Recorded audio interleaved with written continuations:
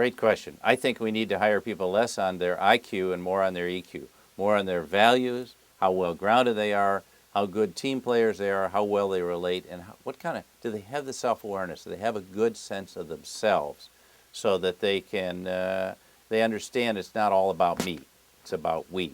And as long as they're hiring leaders and putting leaders in place that think it's all about them, we're just going to have more upsets and more destroyed corporations. It isn't just on Wall Street. That's what happened to General Motors.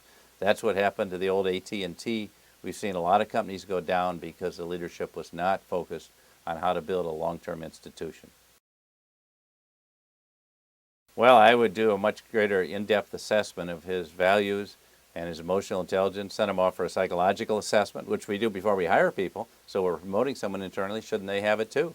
I think it's totally appropriate. 360 feedback, one of the best things that's ever been created. I made a lot of hiring, I made a lot of promotional mistakes because I was basing them on my impression of the people. And some of these people looked very good upward. They could do a great job making presentations. They always are on top of their game. But when you went down and talked to the people that worked for them, they couldn't stand them.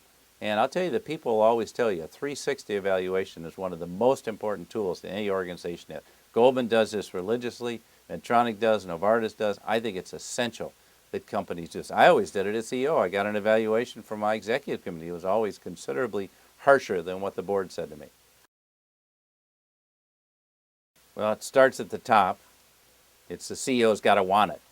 At that same Davos meeting last year, I had Jamie Dimon on a panel, and he told a story about a woman that said to him in a management meeting, Mr. Dimon, we need one person on your staff who's a truth teller who tells you the truth at all times.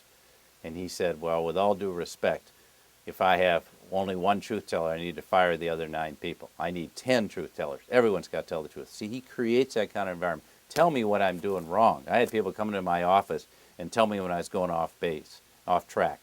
And they helped me stay on track. They helped me realize what was going on. You need people like that. And if it doesn't start with the boss, it's not going to start further down. I think you've got to have that and then spread it throughout the system. And the strong firms have resilient management like Johnson & Johnson, like McKinsey, like Goldman, like General Electric, have this kind of system where they do very good a job on performance evaluation and feedback on a regular basis and straight up, honest conversations.